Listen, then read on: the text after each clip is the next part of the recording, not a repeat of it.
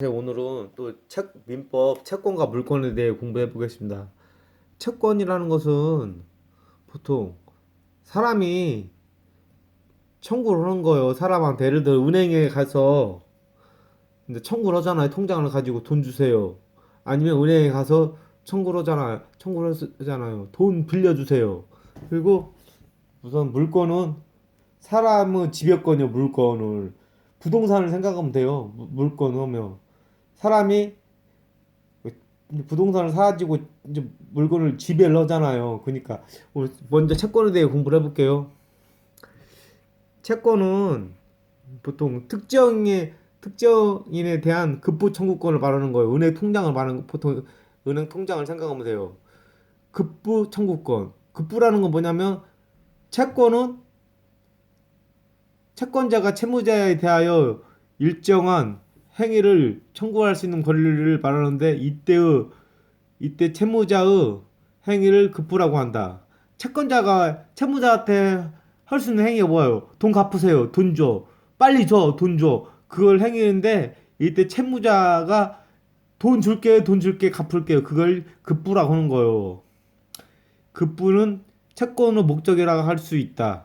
이것이 별거 아닌 것 같지만 이 세상을 움직이는 거예요. 급부가. 돈 빌린 사람이 돈 안 갚으면 그 시스템이 금융 시스템이 무너져가지고 이제 무슨 경매 같은 것이 나오고 그러죠. 이제 그리고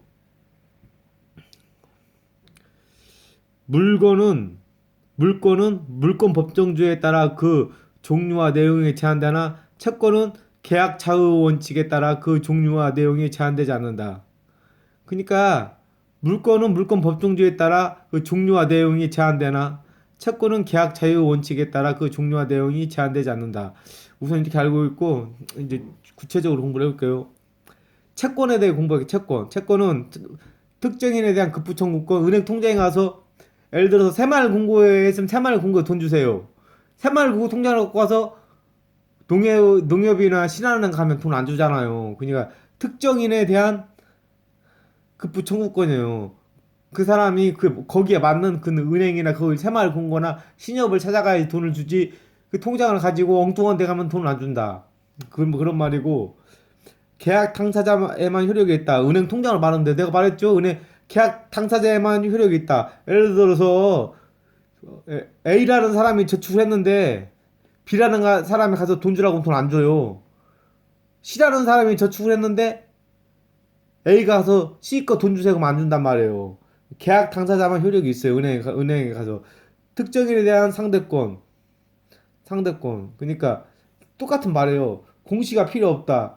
뭐 은행 통장을 뭐 등기 같은 거 하는 그런 거 아니잖아요. 자기 가지고 있는 거잖아요. 공시가 필요 없다. 그리고 모르잖아요. 공시 안 하니까 개인정보 때문에 그거 알아보기 전에는 처분의 자유가 없다.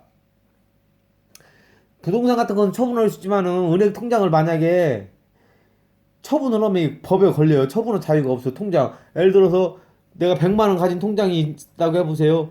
이것을 처분한다. 이 통장을 대포 통장으로 걸려요. 이게 처분의 자유가 없는 거예요. 처분의 자유가 없다. 그리고 계약 자유가 인정된다. 은행 통장 예를 들어서 농협이나 새마을공고나 신협에 가서 돈 내칠했는데 내가 돈이 필요해서 돈 찾을게 해지해오면 해지해 준단 말이에요. 그러니까 계약 자유가 인정된다. 그 은행 통장 생각하면 되고, 물건은 사람이 지배권 하는 거예요. 물건을 부동산이나 뭐 가게 같은 거 샀다고 해뭐 가게 가가지고 뭐 장사를 하려고 자기가 막 준비할 거 아니에요. 그 지배권 있잖아요. 가게를 생각하면 돼요. 물건에 대한 배타적인 지배권. 부동산 상가 같은 거 사면 돈 벌려고 막 상가에 음식점 뭐 고깃집 같은 거 하면 막 자기가 막 이것저것 다 준비할 거 아니에요. 그냥 지배권을 하는 거지. 모든 사람에게 효력이 있다. 부동산을 하면 예를 들어 내가 A라는 부동산을 샀으면 그 A라는 부동산은 내 거다. 사람들이 다 알잖아요. 모든 사람에게 효력이 있다. 이거 그리고 제3자에게도 효력이 있다. 부동산은 똑같은 말이에요. 제3자에게도 효력이 있다. 그리고 공시가 필요하다. 부동산을 보통 취득세하고 등록세를 내야지 등기를 해줘요. 그냥 공시가 필요하다. 등기 같은 것도 그런 거 한 부분에 속할 수가 있어. 공시가 필요하다. 그리고 처분의 자유가 있다. 부동산. 부동산은 팔 수가 있잖아요. 합법적으로 팔 수 있지만은 은행 통장 같은 것은 팔 수가 없어요. 이거 대포 통장으로 걸려요. 은행 통장은. 부동산은 처분의 자유가 있다. 그리고 좀 말이 안 맞을 수도 있는데 이제 책에는 이렇게 나와 있어요. 처분의 자유가 있다. 그 계약 자유가 부인된다. 부동산은 계약 자유가 부인된다고 나와 이게. 왜 부인되냐면 이게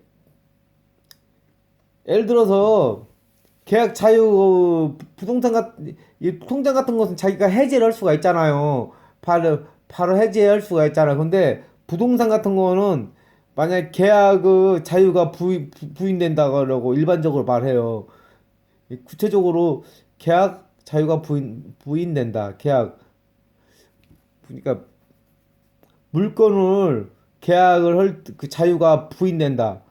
그렇게 일반적으로 표현을 해요. 부동산 같은 거는 계약 자유가 부인된다.